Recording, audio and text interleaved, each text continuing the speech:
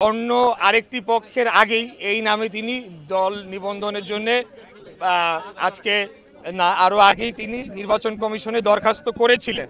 কিন্তু আশ্চর্যজনকভাবে হলেও সত্য, আজকে নির্বাচন কমিশন তারেক রহমানের মতো এরকম একজন নির্যাতিত, নিপীড়িত, মানে সারা বাংলাদেশের মানুষ যেটা দেখেছে সেরকম একজন রাজনৈতিক নেতা, একজন রাজনৈতিক কর্মীকে সম্পূর্ণ অগ্রাহ্য করে এই নামে এমন এক ব্যক্তিকে দলের নিবন্ধন দেওয়া হয়েছে যার বিরুদ্ধে আন্তর্জাতিক পঞ্জি স্কিম খ্যাত যে স্কিম বলে, সেই স্কিমের মাধ্যমে বাংলাদেশের জনগণের হাজার হাজার কোটি টাকা লোপাট করে নেওয়ার অভিযোগ রয়েছে।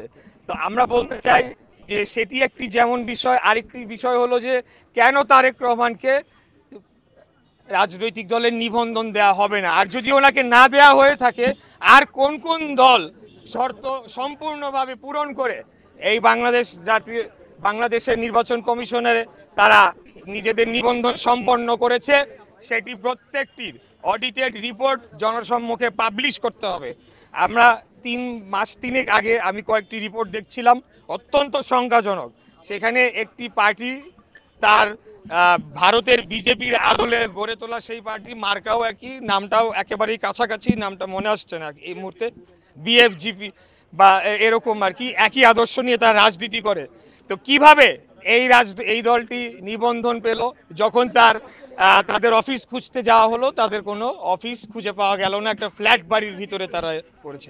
এরকম যে 57টি রাজনৈতিক দল, তার মধ্যে খুঁজলে পরে দেখা যাবে অনেকাংশ রাজনৈতিক দল আসলে দলই না। তাদের কোনো কর্মকাণ্ড আছে কিনা, তাদের কোনো রাজনৈতিক কর্মসূচি রয়েছে কিনা, ভবিষ্যতে বাংলাদেশের জনগণের জন্য তারা কি করতে চায়, তাদের নির্বাচনী ম্যানিফেস্টো রয়েছে কিনা, তারা গণতন্ত্রে বিশ্বাস করে কিনা, এইরকম অনেকগুলো বিষয় চলে আসে। তো এই রকম একটা বিষয় যখন চোখের সামনে ঘটে, তখন আমি আর নিজেকে মনে করি নাই যে বাসায় বসে থাকা আমার উচিত।